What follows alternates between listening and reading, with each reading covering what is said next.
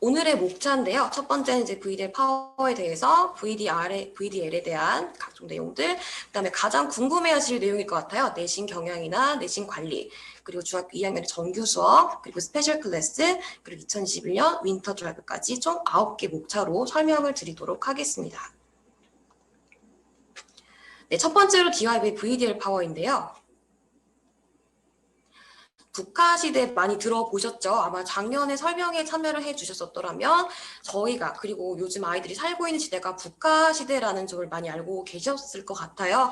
그래서 뭐 변동하고 뭐 불확실하고 복잡하고 애매모호하고 특히 올해가 좀 많이 그랬었죠. 이렇게 애매모호하고 복잡하고 어려운 것들이 있는 시대에서는 과연 어떻게 대비를 해야 되느냐?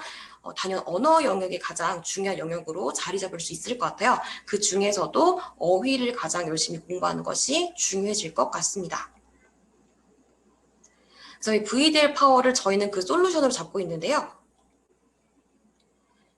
그 VDL에서 첫 번째 V는 virtual입니다. 이 virtual과 circular 시스템이 어떻게 관련이 있는지를 설명을 드릴게요. 먼저 virtual은 다 사실상의, 가상이라는 뜻인데 실제로 이게 가상이 실제 현실처럼 보여지는 것이 맞죠.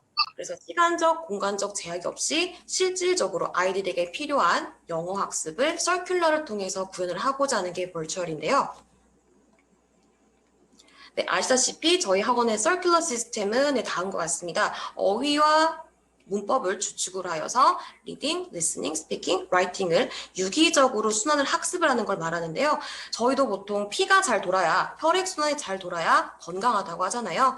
그래서 그래보카를 주축으로 해서 다른 영역들을 따로 공부하는 것이 아니라 유기적으로 공부할 수 있도록 건강하게 학습을 하는 방법이라고 설명드릴 수 있을 것 같아요. 그래서 아까 말씀드린 것처럼 국가 시대에는 언어형이 가장 중요해지고 언어에서는 단연 어휘가 가장 중요하겠죠. 그 어휘의 저희 학원의 가장 대표적인 강의가 바로 세이브가 될 수 있겠는데요. 세이브는 각 학년에 맞게 진행이 되고 있습니다. 에센스 120, STP, 보카스마트, 세이브까지 총 학년에 맞게 각각 필요한 강의를 세이브를 통해서 복습을 하고 있습니다. 그래서 저희 학원의 세이브는 4단계 학습법이 있어요. 아무래도 단어는 그냥 단순히 영어 뜻과 한국어를 매칭하는 것에서 끝나는 것이 아니라 이 단어가 어디서 왔고 또 이 포괄적인 정의가 어떤 것이고 그리고 각종 원어민들이 실생활에서 사용하는 예문을 통해서 익히고 이것에 대해 파생학습으로서 동반열 함께 공부를 하고 있습니다. 그래서 아이들이 집에서 예습을 해오는 형태로 진행이 되고요. 예습을 미리 원장님 강의를 듣고 와서 수업 시간에 담임 선생님과 리뷰를 하고 데일리 테스트를 통해서 완전히 자기화할 수 있는 강의가 세이브 강의인데요. 지금 보시고 계신 화면은 실제 원장님 강의의 샘플 강의입니다. 컨센트라는 단어에 대해서 이게 그냥 동의하다라는 뜻이 아니라 어떤 어근을 갖고 있는지, 왜 이런 단어가 만들어지게 됐는지 그 어근을 설명을 하고 계시고요. 이 단어가 실제로 쓰이는 예문을 함께 보여주심으로써 문맥에서 정확하게 어떤 느낌을 가지고 있는지 정확하게 쓰임을 아이들이 파악할 수 있게 됩니다. 네, 더불어서 컨센트란 단어에 대해서 동의어가 있고 반의어가 있고 이런 것들은 전부 다 어떤 형태가 있는지 확장해서 학습이 가능합니다. 다음 보시는 화면은 저희 아이들이 실제로 세이브를 공부했던 화면 중에 하나인데요. 이렇게 정리하는 노트가 함께 나가고 그 다음에 데일리 테스트를 통해서 완벽하게 자기 것도 할 수 있는 장점이 있습니다.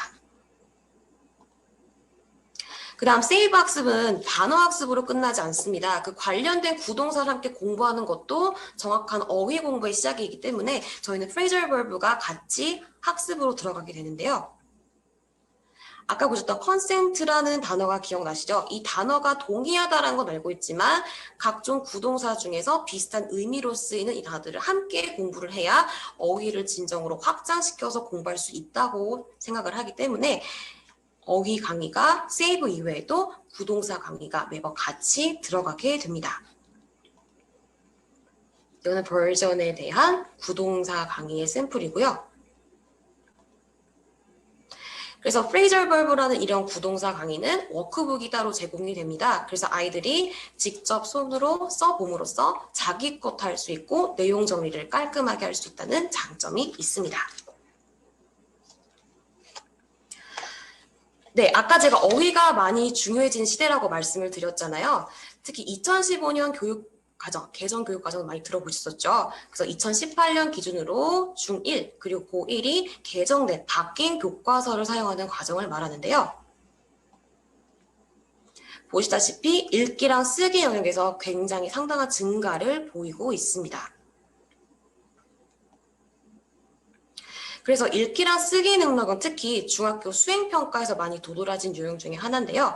일반적으로 중학교 수행평가의 내용은 말하기랑 쓰기를 바탕으로 하고 있습니다.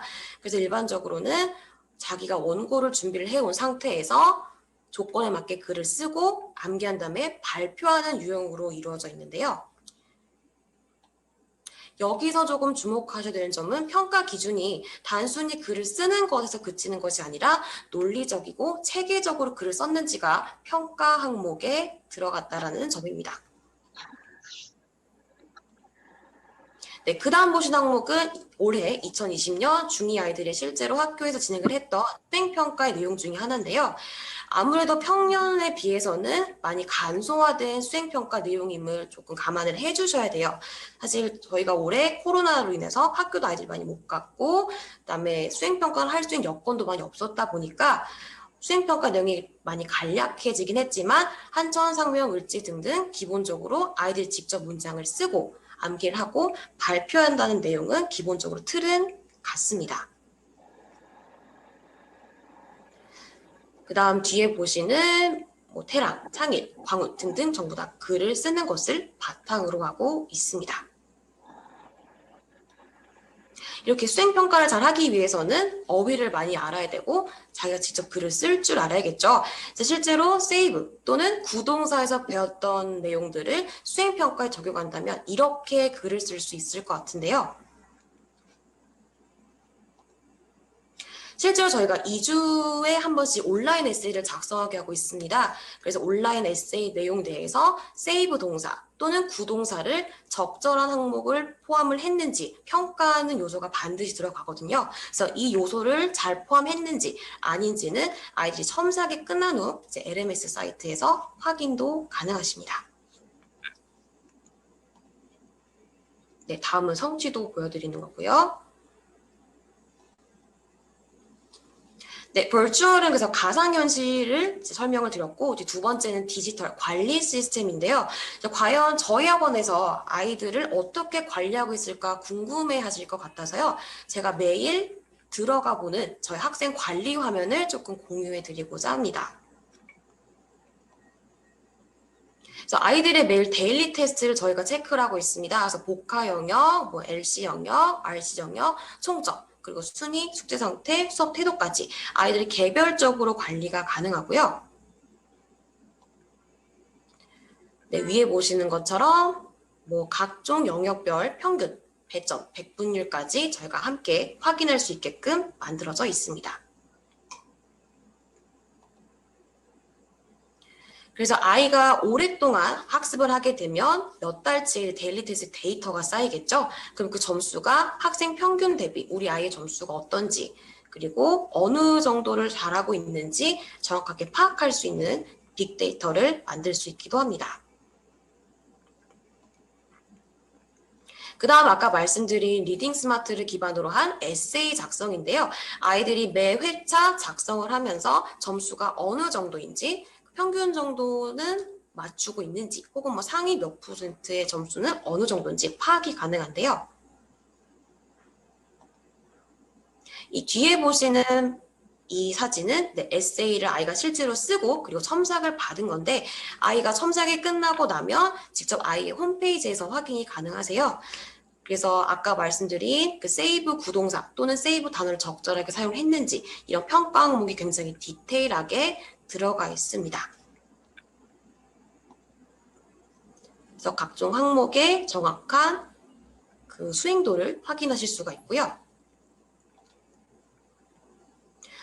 그다음에 원어민 선생님께서 첨삭을 해주세요. 근데 원어민 선생님께서 첨삭을 함과 동시에 한국어 해석이 같이 곁들여지다 보니까 아이들이 혼자서 자기의 강점 그리고 약한 점 이런 부분을 캐치하기에도 굉장히 편리하게 만들어져 있습니다.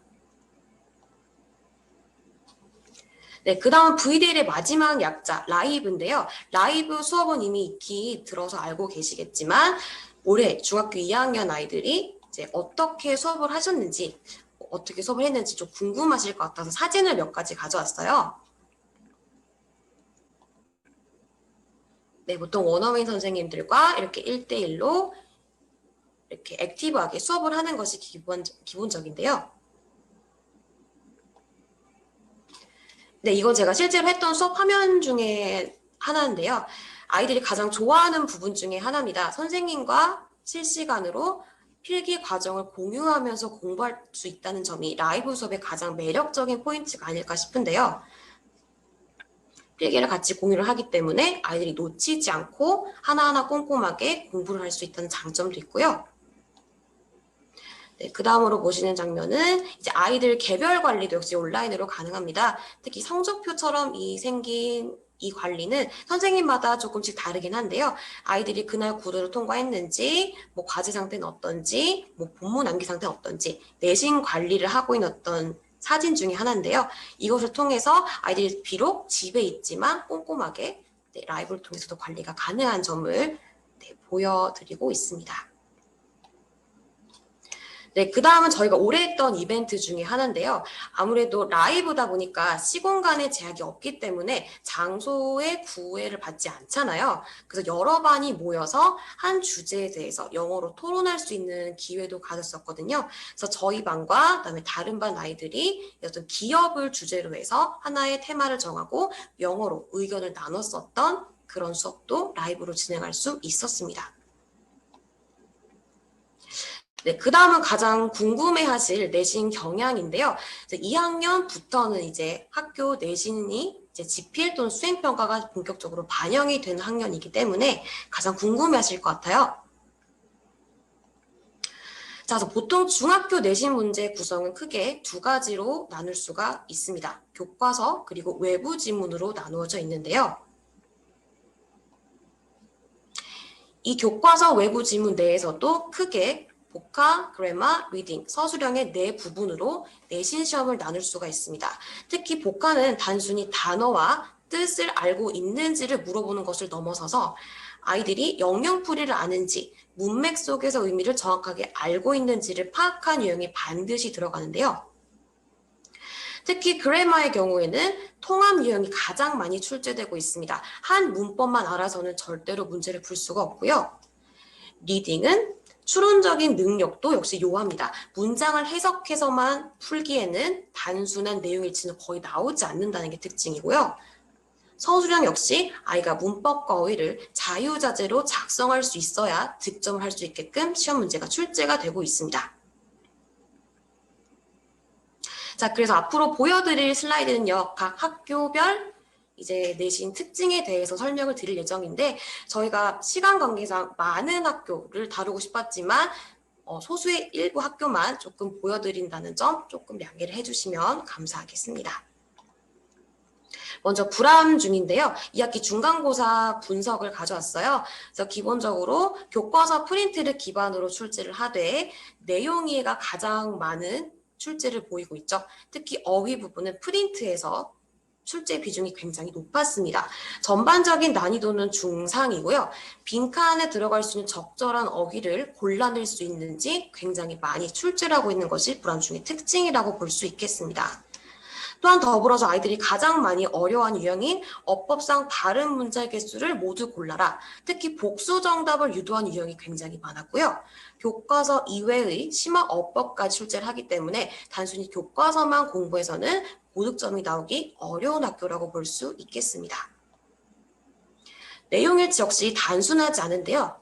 기본적인 교과서 유형부터 시작해서 수능 유형도 함께 내신에 출제가 되는데 글의 주제를 묻는다든지 목적이라든지 문장을 삽입한다든지 굉장히 다양한 유형으로도 내신 내용 이해가 출제되고 있습니다. 네, 그 다음은 중계중 인데요. 중계중 역시 어법과 내용 이해가 상당히 비등한 위주로 출제가 되고 있는데요. 난이도 역시 중상입니다.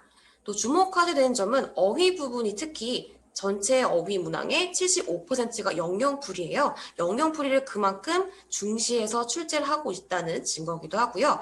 내용 이해와 어법 문항의 비중이 굉장히 큰데 특히 어법 문항의 경우에는 교과서 이외의 범위에서 출제가 반드시 되다 보니까 심화어법 학습이 반드시 필요한 학교 중에 하나가 되겠습니다. 이와 관련해서 교과서의 세부적인 주요 어법이 아닌 구석구석 들어가 있는 어법도 함께 공부를 해야만 아이들이 고득점을 놓치지 않을 수가 있고요. 저희 DIB 자체 교재를 통해서 다양한 문제풀이를 통해 주요 어법이 아닌 세부 어법 또는 심어법 학습이 가능합니다. 아까 불암과 비슷하게 수능 유형의 내용 일지도 여전히 중계는 출제를 하고 있습니다. 네, 그 다음은 학위중인데요. 학위중은 특히 어휘와 어법이 프린트의 비중이 굉장히 높은 편에 속합니다. 물론 내용 이해도 많긴 하지만 프린트의 비중이 그만큼 높다라는 것은 교과서 이외에 공부할 것이 굉장히 많다라는 걸 뜻하거든요. 그래서 난이도 역시 중상이고요. 어휘 문항도 중계만큼 굉장히 많이 출제를 하시는데 이 점에서 교과서 이외에 어휘 문항이 비중 있게 출제가 된다는 점이 독특하고요. 특히 쓰인 단어와 표현 해석이 정확하게 일치를 하는지 묻는 유형이 굉장히 많습니다. 정확하게 뜻을 알지 못한 상태에서는 문제를 풀기 어렵다라는 특징이 있고요. 역시 교과서만 알아서는 어법 문제를 모두 다 풀 수가 없습니다. 프린트 문법 또는 그 이외 추가, 세부 어법까지 함께 공부를 해야 어법, 순수 어법 문항을 풀 수가 있고요.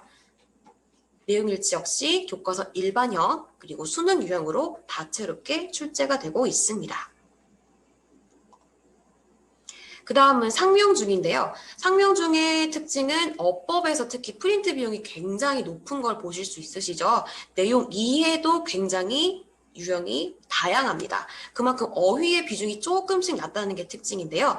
전반적인 난이도, 특히 이번 아이들이 실제로 봤던 2학기 중간고사의 경우에는 저희가 보기에는 최상의 난이도로 보고 있습니다. 왜냐하면 아이들이 비중을 두어서 공부를 하고 있는 내용 이해 문항에서 굉장히 까다로운 선택지가 많이 나왔기 때문에 그런데요. 선택지 1, 2, 3, 4, 5 제시된 내용이 전부 다 모두 다 답이 될 것 같은 혼동을 굉장히 유발한 선택지가 많았다 보니까 아이들 입장에서 굉장히 혼란을 느꼈을 것으로 예상이 되고요. 교과서 이외에 프린트 자료가 반드시 엄청난 비중을 가지고 출제를 하다 보니까 심화어법 학습을 정말 정확하게 공부하지 않으면 고득점을 절대로 하기가 어려운 학교라고 말씀드릴 수 있겠습니다. 또한 다이어도 출제가 되는데요. 어휘 문항이 작지만 그 어휘 문항이 전부 다 거의 다이어를 기반으로 출제가 되고 있어요. 그래서 어휘의 정확한 의미 그리고 문형에 따라서 어휘가 다르게 해석이 될 수 있는 것들 이런 세부적인 내용까지 같이 공부를 해야 되는데 다양한 어휘를 많이 알아야 하는 것만큼 저희 세이브 교재를 기반으로 해서 조금 더 수월한 학습이 가능하고요. 본문 이외의 지문, 예를 들면 듣기, 대화문, 지문 이런 것들이 굉장히 비중 있게 출제가 됩니다. 그래서 정확하게 그 지문을 이해하고 있는지 그리고 그 내용에 대해서 아이가 어느 정도까지 알고 있는지 분석을 꼼꼼하게 할 필요가 있습니다. 그 다음은 을지중인데요. 을지중의 특징은 외부 지문이 반드시 늘, 그러니까 교과서 이외의 지문이죠. 교과서 이외의 지문이 늘 반드시 출제가 된다는 특징이 있고요. 네, 그림에서 보시다시피 어법 문항의 비중이 상당히 높은 편입니다. 그래서 어법을 잘하지 않으면 을지 중에서는 고득점 맞기가 굉장히 힘든데요. 그래서 저희가 보는 난이도는 최상이고요. 외부 지문 이외에도 학교에서 준비해 주시는 다양한 부가 자료가 존재합니다. 이 모든 것들을 공부를 해야만 고득점이 가능한데요. 어법 비중도 순수 어법 문항이 굉장히 많습니다. 교과서에서 나오는 어법이 아니라 그것 이외에 선생님께서 자체 제작하신 어떤 문장을 보고도 이게 맞는지 틀린지를 파악을 하는 게 중요한데요. 이것들의 가장 중요한 특징이 대치, 송파 등 강남권 학교 기출과 굉장히 유사하다는 특징을 가지고 있습니다. 그래서 저희는 이것에 대해서 자체 교재가 있어요. 저희 내신 자체 교재를 통해서 전국 기출 문제를 수록하고 있는데 이 문제를 통해서 아이들이 이제 다양하게 공부를 할 수 있게끔 대비를 시키고 있고요. 어휘 역시 문장 내 적절한 쓰임을 확인하는 유형이 굉장히 많이 출제가 됩니다.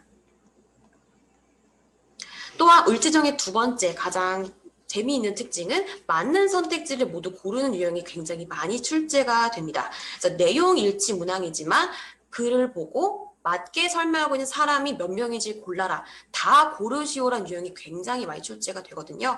그렇기 때문에 지문과 선택지를 비교해 가면서 소거하는 연습을 하지 않으면 고득점을 하기가 어렵습니다. 마지막으로 외부 지문의 경우에는 외부 지문 문항의 절반은 어법, 절반은 내용 이해거든요. 역시 어법을 알지 못하면 문제 풀기가 어려운 학교 중에 하나입니다. 그 다음은 청원 중인데요. 을지랑 비슷하게 외부 지문이 보통 동반이 되고요. 어법의 비중이 그래도 꽤 높은 편임을 알 수가 있습니다.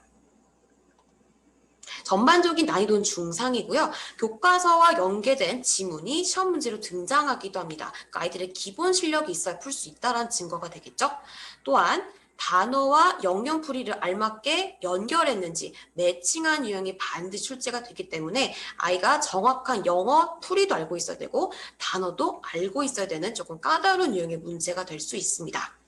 더불어서 어법도 교과서 내용만 물어보는 것이 절대 아니라 심어법이 다수 출제가 되기 때문에 응용할 수 있는 학습을 꼼꼼하게 하지 않으면 역시 높은 점수를 받기가 어렵습니다.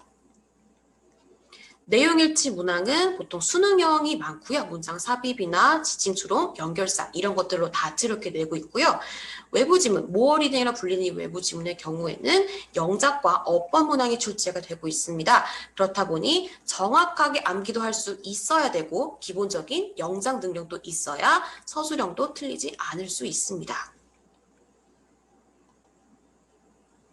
재현중의 특징인데요. 재현중은 어법 문항이 평균보다 굉장히 많이 등장을 했습니다. 난이도는 중 정도로 저희가 보고 있고요. 올해는 코로나로 인해서 조금 듣기 부교재 사용이 줄었는데요. 원래 평년 재현중의 경우에는 이 중계지역 근처 학교 중에서 유일하게 듣기 부교재가 포함이 된 학교 중에 하나입니다. 시험 범위에 들어가고요. 그다음에 자체 영영풀이 자료가 굉장히 많은 편이에요. 다른 학교에 비해서 외워야 될, 그다음에 꼼꼼히 봐야 될 영영풀이 자료가 양이 좀 방대한 편이기 때문에 암기가 조금 중요하게 될 수 있고요. 어법 문항의 비중이 굉장히 또 높다 보니까 교과서 한 지문을 보고 두 문항 이상의 어법이 출제가 된다는 것은 그만큼 아이가 각 지문마다 어법을 정확하게 알고 있는지 파악하는 게 중요하다는 특징이 될 수 있을 것 같습니다. 또한 서술형 문항은 어법이 특히 주요 어법 위주로 출제가 되고 있는데요. 아이가 본문을 암기를 할 때 과연 이런 어법 문항을 잘 외웠는지 저희 원어민 선생님들과 1:1 구두 시험을 통해서 대비를 할 수 있습니다. 네, 그 다음은 한천중입니다. 한천중도 역시 어휘 어법에서 프린트 비중이 굉장히 큰데요. 난이도는 전반적으로 중상입니다. 어휘 유형이 굉장히 다양해요. 영영풀이도 나오고 다이어를 알고 있는지 물어보기도 하고 빈칸 추론이 나오기도 하는데요. 특히 을지와 조금 비슷한 점은 어법상 맞는 문장을 모두 고른 유형이 굉장히 많이 출제가 되고 있다는 특징이 있습니다. 또한 한천은 통합형 영작 서술형이 반드시 서술형 말미에 출제가 되는데요. 이 통합형의 경우에는 한 가지 어법만 아는 것이 아니라 한 가지 어법과 더불어서 연관된 다른 어법을 스스로 글을 쓸 수 있는지를 반드시 출제를 하다 보니까 저희 자체 교재에 통합 또는 서술형 전국 기출 문제가 있습니다. 이걸로 충분히 대비를 하고 있고요. 내용 이해 유형도 영작 문제만큼 굉장히 다양한 유형으로 나오고 있습니다. 네, 그 다음은 상기중인데요. 상기중은 내용 이해 비중이 굉장히 큰 편입니다. 전반적인 난이도는 중이고요. 어휘 문항도 프린트 비중이 조금 있는 편입니다. 그래서 빈칸 추론, 영영풀이, 그다음에 단어의 관계를 유추해서 그것이 다른 선택지랑 어떻게 다른지 이거를 유추하는 품사 문제가 늘 출제가 되고요. 특히 또 재밌는 점은 2학기 중간고사 시험 범위예요. 그런데 1학기에서 배웠던 내용을 언급 없이 시험 범위로 통합해서 출제를 하고 있다는 점이죠. 그래서 1학기에 배웠던 내용이다 하더라도 2학기까지 꾸준히 공부를 하고 있어야지 득점을 할 수가 있고요. 역시 교과서, 일반형, 그리고 수능 유형이 굉장히 다양하게 출제가 되고 있는 학교 중에 하나입니다.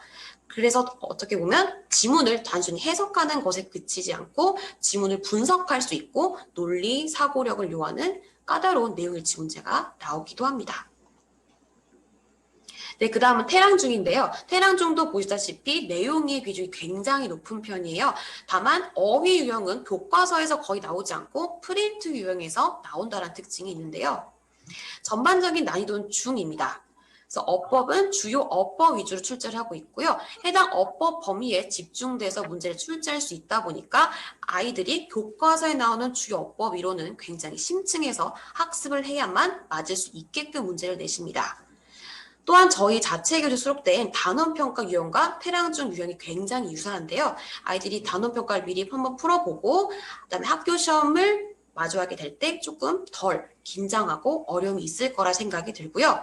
특히 태랑중의 또 다른 특징은 지문에서 맞고 틀리고를 맞는 유형을 굉장히 많이 출제하시는 편이다 보니까 아이들이 정확하게 지문을 분석하는 것 더불어서 다양하게 문제를 푸는 연습도 중요하잖아요.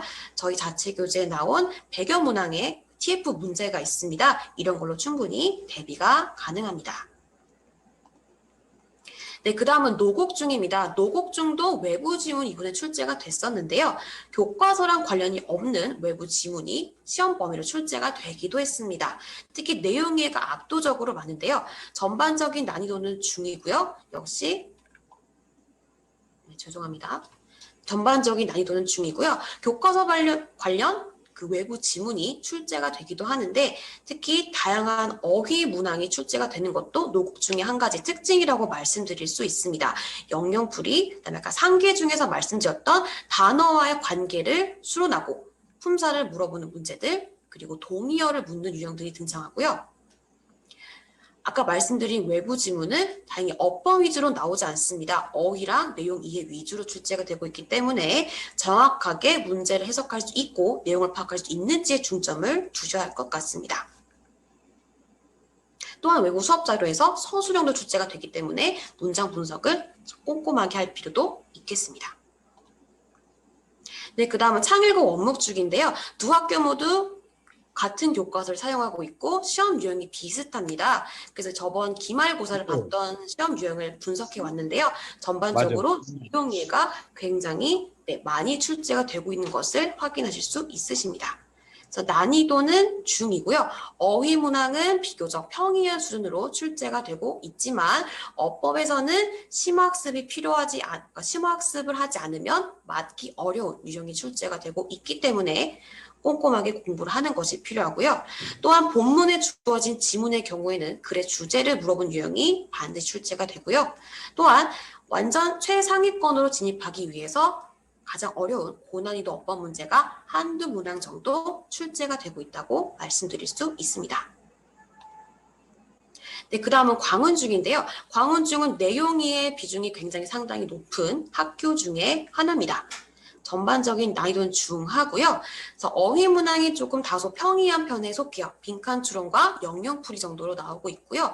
물론 주요법 위주로 어법도 출제를 하고 계시지만 비매너법을 내시지 않는 건 아니세요. 그래서 심화어법 학습이 조금씩 필요한 학교입니다. 고득점을 하기 위해서는 그 다음 내용일치도 다수의 문항으로 구성이 되어 있고요. 특히 서술형 문항을 쓸 때 아이들이 쉽게 틀릴 수 있는 어떤 함정들이 살짝씩 있어요. 그래서 부분 감점에 유의해야 하는 어떤 어려운 서술형 문항도 한두 문제 정도가 출제가 되고는 합니다. 네, 그 다음은 녹천중인데요. 녹천중도 어법과 내용 이해가 거의 비등한 유형으로 비등한 문제 개수로 출제가 되고 있죠. 난이도는 중하입니다. 어휘 문항이 다소 평이한데요.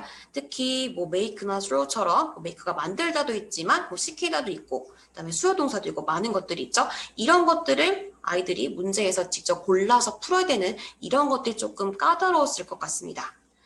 또한 내용 이해만큼 어법 문항 비중도 굉장히 큰 편이고요. 그다음에 을지와 한청과 살짝 비슷한 유형인 게 어법상 발음 문제 개수를 모두 고르는 유형도 출제가 됩니다. 하나하나 소거하면서 풀어야 되기 때문에 이 문제를 맞지 않으면 고득점이 어려울 수 있는 특징이 있고요. 주요 어법 이외에 추가 어법이 반드시 출제가 되기 때문에 한 어법에 대해서 통달한 학습 능력이 요구가 되어집니다. 네, 그럼 방금 말씀드린 학교 기출 경향을 제가 말씀드렸습니다. 그럼 실제로 아이들이 시험지를 받아볼 때 어떤 유형의 시험지를 받게 되는지, 어떤 문제를 풀게 되는지 궁금하시죠? 그래서 어휘 문제를 보여드릴 건데요. 잠깐 저를 주목해 주시겠어요? 네, 작년 올해죠. 올해 봤던 아이들의 시험에서 제가 깜짝 퀴즈를 하나 내려고 합니다. 어머니들 집중해 주셔야 돼요.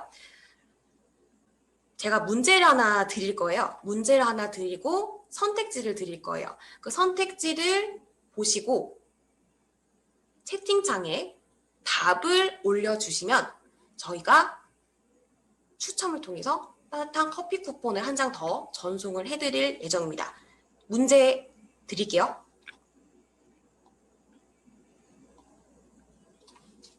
자, 지금 보시는 건 빈칸에 들어가야 될 어휘를 묻는 문제고요. 선택지 드리겠습니다.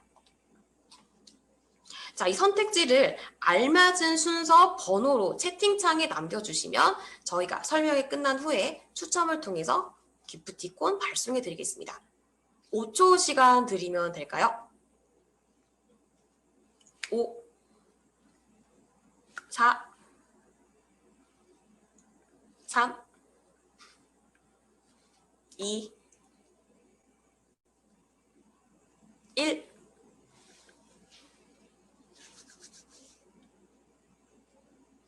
네. 네, 감사합니다. 네, 감사합니다. 네, 정답은 213이었죠. 그렇죠? 213입니다. 네, 이건 사실 아이들이 문제 푸는 유형 중에서 저희가 조금 변형을 조금 쉽게 많이 한 유형이고요. 실제 문제는 이렇게 나왔습니다.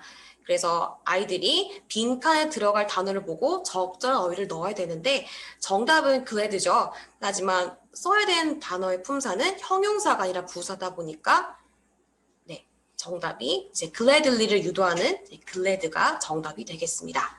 그래서 이런 유형이 굉장히 빈번하게 출제가 되고 있고요. 네, 그 다음은 이제 아까 보신 유형과 굉장히 비슷한 유형 중에 하나입니다. 비슷한 유형인데요. 빈칸에 들어갈 수 있는 단어를 아이가 직접 문장을 읽고 풀어야 되는 유형 중에 하나입니다. 특히 한국어 해석이 주어지기 때문에 한국어 해석과 매칭해서 확인한 연습도 필요합니다. 아까 보시는 것처럼 비슷한 유형인데요. 정답은 2번입니다. 근데 보기 보시면 도네이션이라는 단어 보이시죠? 아이들이 품사를 정확하게 알고 있어야 이 문제를 풀 수 있는 유형이 되겠습니다. 그러니까 그만큼 단어의 뜻도 알아야 되고 품사도 알아야 된다는 것을 뜻하겠죠? 네, 그 다음은 다이어 유형인데요. 특히 face에 대해서 뜻을 물어보는 문제를 하나 가져왔습니다. 그래서 보통 저희가 face 하면 뭐 얼굴이라는 뜻도 있지만 어떤 것을 향하다, 마주하다는 뜻도 있죠. 그래서 이런 것들을 이제 아이가 문장 하나하나 읽어내면서 풀 수 있는 그런 능력도 요구가 되어지고요. 네, 그 다음은 단어와 그 다음에 한국어 뜻을 같이 함께 제공을 한 다음에 이것이 잘 해석이 맞게 어울려서 있는지 이런 것도 굉장히 중학교 2학년 단어 문법 중에 빈출된 유형 중에 하나거든요. 애매하게 해석해서는 문제를 절대 풀 수 없기 때문에 정확한 해석이 요구가 되어집니다. 네, 그 다음은 보시는 것처럼 교과서랑 전혀 관련이 없는 어휘 문항이 출제가 되기도 해요. 보시는 내용은 왠지 대화문인 것 같지만 대화문을 빙자한 어휘 유형이거든요. 근데 이 어휘 유형이 학교 외부 프린트 자료에서 출제가 되고 있다 보니까 아이들이 문장도 읽어야 되고 어휘 뜻도 알아야 되고 빈칸에 들어갈 관용 표현도 알아야 되는 조금 까다로운 유형의 문제가 될 수 있겠습니다. 네, 역시 마찬가지로 관용 표현과 그다음에 그 뜻을 해석한 내용이 적절한지 연결하는 문장이 되겠는데요.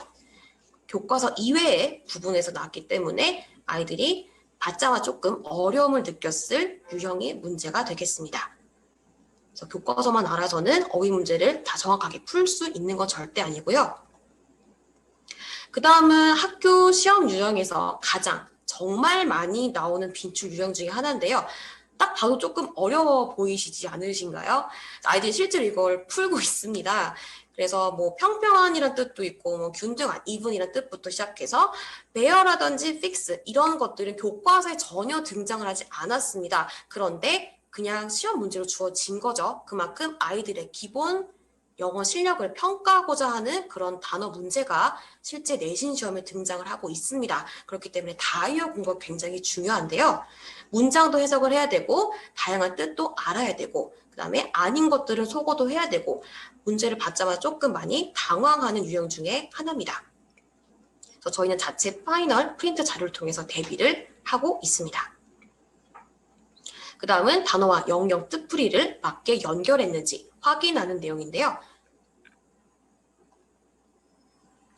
단어의 뜻풀이와 영역을 맞게 연결했는지 확인한 유형이 조금 더 확장된 유형이라고 말씀드릴 수 있을 것 같아요. 지금 보시는 지문은 교과서 지문인데요. 교과서 본문 내에 있는 어떤 단어를 영역풀이를 보고 찾아내서 여기서 알맞게 연결된 것을 혹은 뭐 찾을 수 있는 단어, 찾을 수 없는 단어를 아이가 직접 찾아내야 되는 조금 까다로운 유형의 문제가 될 수 있을 것 같아요. 지문도 읽어야 되고 영역풀이도 해석을 해야 되고 게다가 그것을 본문에서 매칭까지 해야 되다 보니까 이것도 상당히 실수하기 어려운 유형 중에 하나에 속합니다.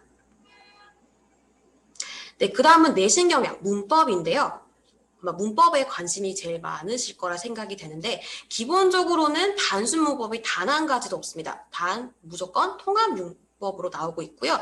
특히 지금 보신 슬라이드에서는 대세 용법을 묻고 있습니다. 접속사랑 그리고 관계 대명사를 구별할 수 있는지 이런 유형은 가장 빈번하게 출제가 되는 기본적인 유형 중에 하나고요.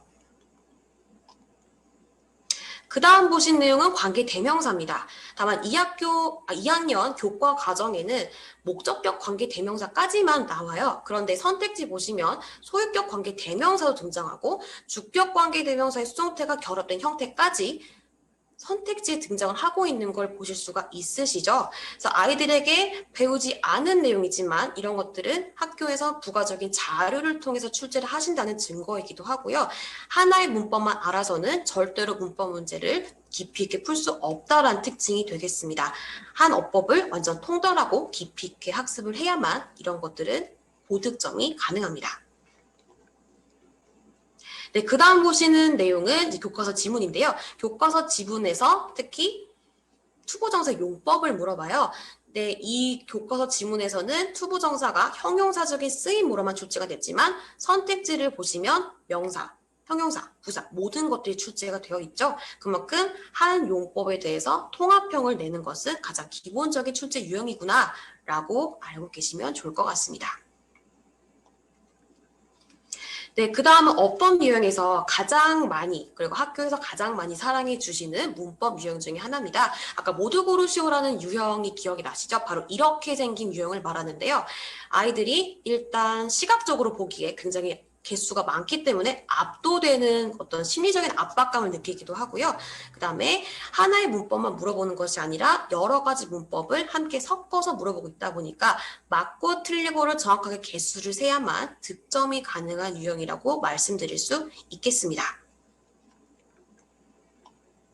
네, 그 다음으로 보여드리는 슬라이드에서도 관계 대명사인데요. 역시 모두 고르시오 유형이고 관계 대명사라는 이제 어법은 하나지만 문자의 길이가 상당히 길죠. 아이들이 시험 문제를 받자마자 조금 심리적인 압박감을 받는 유형이기도 합니다. 그래서 자칫 실수를 하기도 하고요. 그만큼 꼼꼼하게 문제를 많이 푸는 연습이 요구가 되는 유형 중에 하나이기도 합니다. 네, 그 다음 문법 문제인데요. 이 문법 문제를 가져온 이유는 중학교 2학년 교과서에서는 3형식 수동태 정도밖에 나오지 않아요. 그런데 보시는 지금 슬라이드에서는 3형식 수동태가 아닌 것들이 거의 다 들어가 있죠.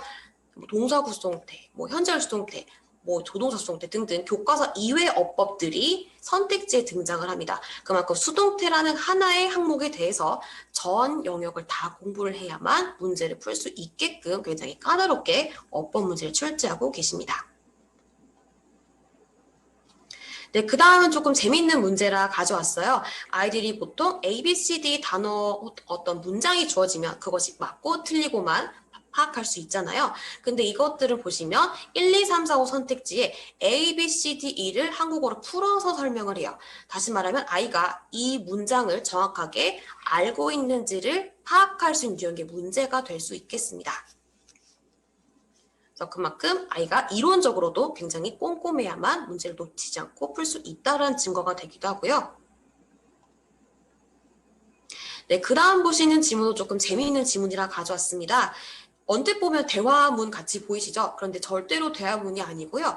문법 문제인데 대화문을 빙자한 문법 문제가 되겠죠? 그래서 아이들이 보자마자 처음 보는 지문이다 보니까 해석도 해야 되고요. 그다음에 문법 문제도 풀어야 되고 이게 맞는지 틀리는지 판단까지 해야 되다 보니까 굉장히 까다로운 유형의 문장에 속하기도 합니다. 네, 그 다음 보시는 지문도 역시 어법상 모든 것을 고르는 것이 아니라 내용도 확인에 대한 조금 디테일한 까다로운 문제 유형 중에 하나인데요. 문법의 내용 역시 하나만 물어보지 않죠. 분사, 빈도부사, 부정어 위치, 그리고 또 다른 어휘 문항들 이런 것들을 같이 함께 물어보고 있는데 내용과 어법을 같이 파악을 해야 되다 보니까 아이들이 시간이 푸는데 조금 많이 소요가 되는 유형 중에 하나이기도 하고요. 네, 그 다음으로 보여드릴 슬라이드 역시 보통 2학년 시험은 지문을 전체를 다 준 상태에서 어법상 맞는 것을 고르는 것 혹은 어색한 것을 아이가 직접 골라서 소거해내는 그런 유형의 문제를 굉장히 많이 출제를 하세요. 근데 보시다시피 하나의 문법만 물어보는 것들이 하나도 없죠. 수동태, 빈도부사, 준사역, 병렬, 수일치 기본적인 어법 실력까지 다 알고 있어야 풀 수 있는 유형이 될 것 같습니다. 네, 그 다음은 리딩인데요. 아마 1학년 때 썼던 교과서에 비해서는 약 100자 혹은 200자 내지의 글이 훨씬 더 단어가 많이 추가가 되고 길이가 많이 길어졌을 2학년 교과서인데요. 지금 보시는 지문은 2학년 본문 리딩 지문에 있는 기출문제입니다. 윗글 읽고 답할 수 없는 질문은 혹은 답할 수 있는 질문은 요즘 가장 많이 나오는 내신 유형 중에 하나인데요. 아이들이 문제를 읽고 질문의 답을 찾아서 대답을 할 수 있는지 없는지 조금 꼼꼼하게 푸는 능력이 요구가 되어지는 문항입니다. 네, 그 다음 보시는 지문은 교과서 지문 아니고 외부 지문인데요. 이 외부 지문 내용에서도 교과서 본문만큼이나 상당한 비중으로 내용 일치가 출제가 되고 있습니다.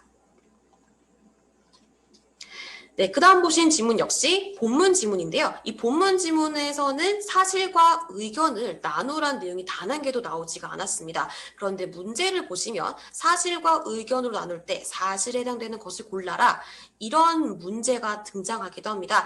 해석을 하는 것은 기본이거니와 아이들이 이것과 관련해서 확장해서 논리 사고력을 조금 요하는 문제가 내신 문제 유형으로 출제가 되기도 합니다. 네, 그 다음 보신 내용도 이제 리딩 지문인데요. 리딩 지문을 조금 응용해서 그 자격 조건에 부합하는 사람 고르기 혹은 부합하지 않는 사람 고르기 본문을 약간 응용한 내용의 문제가 되겠죠. 네, 그 다음 보신 지문도 상당한 길이의 지문을 자랑하고 있습니다. 역시 일치하는 것은 몇 개인가 가장 학교에서 좋아하는 유형의 문제이기도 한데요. A, B, C, D, E, F라는 선택지를 다 읽고 본문에서 매칭을 한 다음에 답을 찾을 수 있는지 없는지까지 확인을 해야 되기 때문에 시간이 조금 오래 걸리기도 하고요. 까다롭게 아이들이 느끼는 유형이기도 합니다. 그 다음 수능 유형인데요. 내신 문제는 단순히 내용 일치에 그치는 것이 아니라 수능 혹은 모의고사 유형처럼 순서 배열이 등장하기도 합니다. 다음 보시는 내용도 순서 배열입니다. 그 다음 보신 내용은 내용 추론인데요. 이 내용에 대해서 아이가 이어질 내용에 대한 단서를 본문 지문에서 찾아야겠죠. 본문 지문의 단서를 찾고 그 뒤에 이어질 내용까지 추론을 해야 되는 논리사고력을 요하는 문제 중에 하나이기도 합니다. 네, 그 다음도 모의고사 유형과 비슷한 문장, 삽입 유형이 되겠습니다. 문장 내에서 다음 문장에 들어갈 적절한 위치를 아이가 직접 찾아서 풀 수 있어야 되는 유형이 되겠습니다. 네, 그 다음 보시는 지문도 네, 기대가 상당하죠. 특히 수능 유형이라고 말씀드릴 수 있을 것 같은데요. 연결사 넣기입니다. 그래서 일단 연결사 넣는다는 이런 내용은 앞뒤 맥락도 확인을 해야 되지만 선택지에 나오는 A, B 단어들도 알고 있어야 풀 수 있기 때문에 조금 많이 아이들이 까다롭게 느끼는 유형 중에 하나이기도 하고요. 그만큼 글의 앞뒤를 파악할 수 있는 능력이 조금 더 많이 요구가 되는 유형이기도 합니다. 네, 마지막은 서술형인데요. 사실 요번 2학년에는 서술형 문제가 그렇게 많진 않았습니다. 그래서 평년 2학년이 어느 정도 나오는지를 참고를 하시면 좋을 것 같아서 19년도 서술형 문장을 몇 가지 가지고 왔습니다. 네, 지금 보신 유형은 19년도 서술형 문항인데요. 통합형 유형이 기본이고요. 접속사 더하기 제기대명사 함께 합쳐서 쓰는 유형부터 시작해서 단순하게는 지각동사만 출제가 되기도 하고요. 혹은 당연히 통합형으로 목적격 관계 대명사에 수동태를 결합한 유형 또는 가주어 진주어 구문에 의미상의 줄 넣는 것까지 단순히 한 가지만 물어본 유형이 절대로 나오지 않습니다. 그러니까 그만큼 쓰는 연습을 많이 해야만 맞을 수 있게끔 문제가 출제가 되고 있고요. 네, 그 다음은 명령문 and. 아이들이 and라고 하면 그냥 그리고라고만 알고 있죠. 근데 그 문제를 보고 명령문을 유도할 수 있게끔 쓰는 그런 고차원적인 문제도 출제가 되고 있고요. 네, 그 다음은 역시 아이들이 많이 두려워하는 유형 중에 하나입니다. 어법이 맞고 틀리고는 아는데 이것을 정확하게 왜 틀렸는지 어디가 맞고 틀렸는지를 직접 고쳐 써야 되는 유형 중에 하나다 보니까 이게 조금 많이 까다로운 유형 중에 하나고요. 저희 학원의 자체 교재에서는 그래서 다양한 기출문제, 자체 문제 그리고 저희 그 기출문제를 통해서 아이들이 다양한 유형의 문제를 훈련을 하고 있습니다. 네, 역시 보시는 것처럼 가조, 진조, 구문에 전치사, because of까지 출제가 되죠. 참고로 보시는 이 한국어 지문은요. 폭설 때문에 공항에 제 시간에 도착하는 게 불가능했다. 이건 교과서가 어디에도 등장하지 않아요. 다만 아이들이 이 조건 하나만 보고 직접 영작을 해야 되기 때문에 상당한 난이도에 속하죠. 그만큼 점수를 받기가 어려운 유형에 속하기도 합니다. 네, 그 다음 보신 지문도 정답 보시면 길이가 굉장히 상당하죠. 동격, 관계대명사, 동명사, spend, ing, 관용표현까지 함께 물어보고 있다 보니까 웬만큼 조금씩 공부를 해서는 절대로 어법은 서술형을 만점을 받을 수가 없습니다. 네, 그 다음 올해 서술형인데요. 올해 서술형이고 사실 메인 문법을 물어보는 문장은 아니에요. 그리고 보기랑 조건이 조금 많이 까다롭게 주어져 있죠. 다만 조금 주목하실 점은 보기에 있는 것들을 그냥 순서별만에서는 틀린다는 점이에요. 이 문장을 정확하게 알고 있어야 변형을 하고 답안지를 써낼 수 있겠죠. 사실 그 점을 유도하는 문제인데요. 그러다 보니까 실수가 있다면 이 유형 역시도 고득점을 하기가 어렵습니다. 네, 그 다음 보신 형태도 요번 기출 문제를 가져왔는데요. 지문을 읽어야 돼요. 지문도 읽고 그 다음에 그 아래 영어 문장 있죠? 영어 문제에 대해서 해석을 하고 제 답안을 생각을 해내야 돼요. 근데 생각을 한 다음에도 보시면 조건을 맞춰야겠죠? 가주어랑 의미상의 주어, 진주어를 모두 다 포함해서 지문에 알맞는 글을 스스로 영작을 해야 합니다. 이것이 굉장히 많이 까다롭고 아이들이 어려움을 느꼈던 유형 중에 하나가 되겠습니다. 네, 그 다음은 그래서 이렇게 어려운 유형 문제에 대해서 어떻게 최선화학원은 대비를 하고 있느냐 그것이 가장 궁금하실 것 같아서요. 내신 대비 프로그램은 크게 세 가지로 이루어져 있습니다. 크게는 어휘 대비, 문법 대비, 서술형 대비인데요. 그래서 내신 대비는 저희 자체에서 한 3단계를 거쳐서 준비를 하고 있습니다. 스텝 1은 저희 중계 지역 선생님들이 그 모든 학교의 기출문제를 전부 다 풀어보고 분석을 하는 연구 수업을 거치고요. 문제를 출제를 하고 부교재를 분석을 합니다. 그 다음은 아이들이 본격적으로 데일리 테스트처럼 매일 본문 암기를 하죠. 본문 암기를 하고 설명을 듣고 그 다음에 심화 문법 설명도 듣고 부교재 대비 그리고 직전 보강 1대1로 개별 케어하는 것까지 하면 이제 시험은 어느 정도 끝난 상태고요. 근데 여기서 끝나는 것이 아니라 아이가 시험이 끝난 후에 과연 어떤 걸 맞고 틀렸는지까지 분석하는 과정이 끝나야 정확하게 한 시험이 완벽히 끝났다라고 말씀드릴 수 있습니다. 그래서 내신 대비는 사실 아이들이 학교가 유형도 너무 다른 만큼 아이들도 잘하고 조금 부족하고 이런 것들이 다 다르죠. 그래서 그만큼 개별 케어가 굉장히 중요한데요.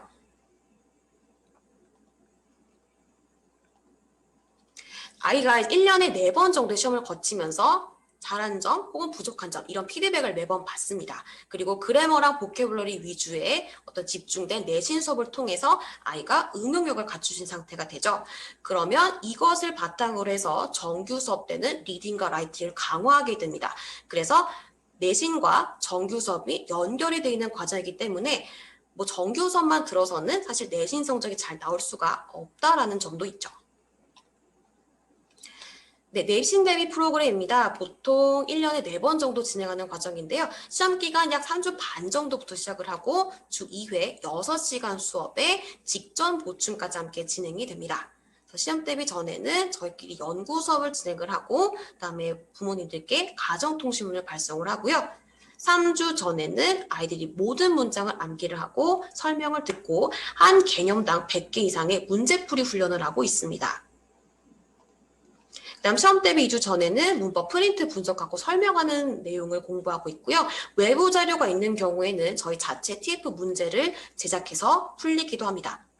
그리고 과전체 해당하는 예상 문제를 풀면 시험 대비가 이제 한 주가 남겠죠. 한 주가 남으면 그만큼 시험에 임박했다는 뜻이기 때문에 그만큼 기출문제 풀이에 조금 집중을 하고 있고요. 개인별로 취약한 부분을 1대1로 점검하는 시간을 많이 가지고 있습니다.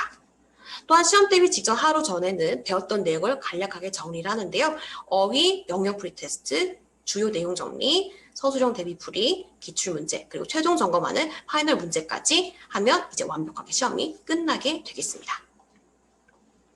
지금 보시는 화면은 아이들이 실제로 내신 교재 사용하게 되는 책 중에 하나인데요. 단어 책이고요. 그 다음 보신 책은 아이들이 실제로 수업을 듣게 되는 교과서 자료책입니다. 역시 아까 말씀드린 것처럼 대답할 수 있는 것, 없는 것을 골라라가 많이 나온다고 말씀드렸죠. 저희 자체 교재 내에서 충분히 대비가 가능합니다. 교과서 빈칸 넣는 유형도 자체 교재에 들어가 있고요. 복습하는 단원 평가 자료, 그다음에 한 문제당 거의 100개 또는 뭐 200개 정도의 문제를 풀 수 있다라고 말씀드린 바로 그 문법 교재가 바로 이겁니다. 문법 1차라는 교재인데요. 심화 문법까지 전부 다 들어가 있습니다. 상당한 양을 자랑하고 있고요. 그다음에 교과서 문법을 조금 살짝 변형해서 아이들이 정확하게 이 지문을 알고 있는지 없는지 확인하는 어법 변형도 있습니다. 정리 문제도 있고요. 그리고 과별 기출 문제도 들어가 있습니다. 저희가 아까 수업을 하기 전에 그래서 선생님들끼리 어떻게 시험 대비를 하는지 궁금하시죠? 그래서 실제로 저희는 중계 지역의 대부분 학교들의 시험 문제를 다 풀어보고 이렇게 분석을 합니다. 그래서 어느 학교에서 어떤 것이 많이 나왔고 어떤 특징이 있었는지 선생님들마다 노하우를 공유하고 있습니다. 네, 다음 보시는 화면도 제가 실제로 했던 연구 수업 내용 중에 일부고요. 그다음에 외부 지문이 있는 경우에는 아이들에게 직접 암기지를 제작하기도 하고 그다음에 자체 제작한 TF 문제 또는 변형 문제를 제공해서 실전에 대비할 수 있게끔 돕고 있습니다. 저희가 올해 아이들에게 실제로 나가는 자료의 사진입니다. 네, 그럼 이제 2학년 정규 수업에 대해서 설명을 드릴 건데요. 저희 2학년은 레벨마다 조금의 차이는 있긴 하지만 문법은 이제 2학기 문법을 선행해서 공부하는 것을 목표로 하고 있고요. 서술형에서 실수 없이 잘 쓸 수 있도록 통합형을 많이 연습하는 것을 중점으로 두고 있습니다. 또한 어휘는 약간 레벨마다 차이는 있지만 기본적으로 1년에 한 3,000개 혹은 5,000개 이상의 어휘를 숙지하는 것을 목표로 하고 있고요. 이것에 세이브를 추가해서 아이가 확장된 연습을 할 수 있도록 돕는 것을 목표로 하고 있습니다. 또한 본문이나 리딩이나 리스닝의 경우에는 다양한 테마의 글을 읽음으로써 아이가 서머리한 능력도 기르고 청의 능력도 향상함과 동시에 배경 지식도 학습할 수 있는 장점이 있고요. 마지막 라이팅은 저희 그레이트 라이팅이라는 자체 교재가 있습니다. 아카데믹 라이팅을 공부할 수 있는 교재고요. 아이가 단기적으로는 서술형 또는 뭐 수행평가, 논술형에 대비할 수 있지만 장기적으로는 완벽하게 영어 글쓰기를 할 수 있는 그런 사람이 되는 것이 목표가 되는 교재라고 말씀드릴 수 있을 것 같습니다. 네, 그 다음 보시는 화면은 실제 2학년 아이들이 문법 공부를 했던 자료의 샘플입니다. 네, 지금 보시는 화면도 문법 공부 자료고요. 리딩 지문입니다. 지금 보시는 화면도 리딩 지문입니다.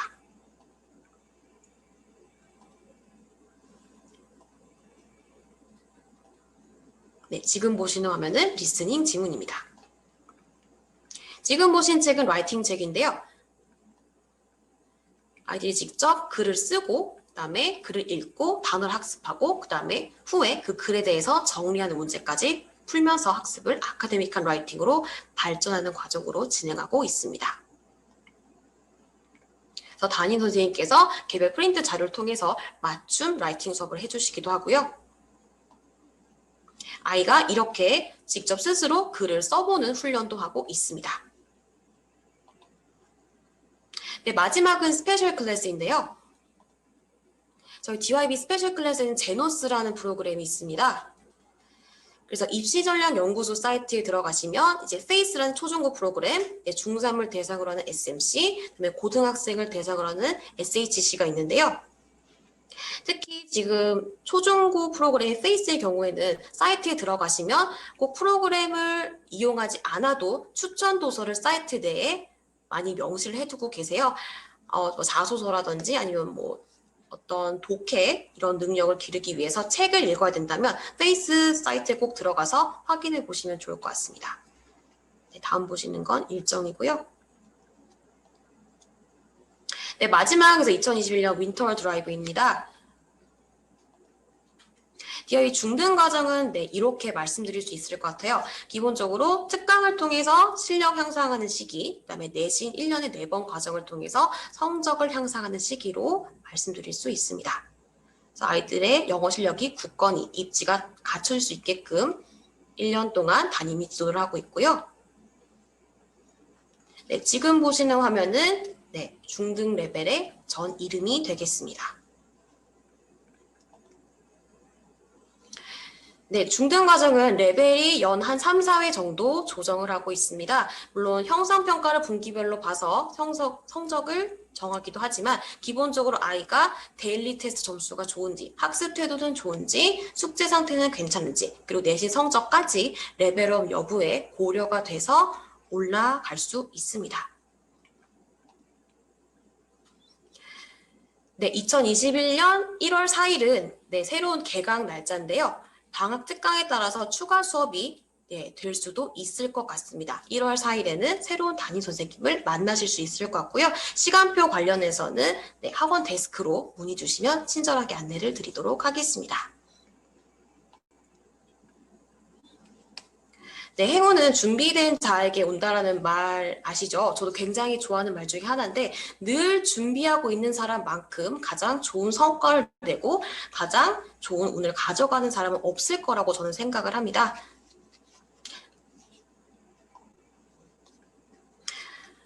네, 오늘 이렇게 온라인으로 만나 뵙게 돼서 굉장히 정말 반갑습니다. 그리고 이렇게 내년부터는 조금 상황이 나아져서 직접 대면으로 어머님들 한 분 한 분 뵙고 말씀드릴 수 있는 자리가 있었으면 합니다. 방명록 꼭 작성해 주시고요. 긴 시간 저랑 함께 해주셔서 감사합니다. 감사합니다.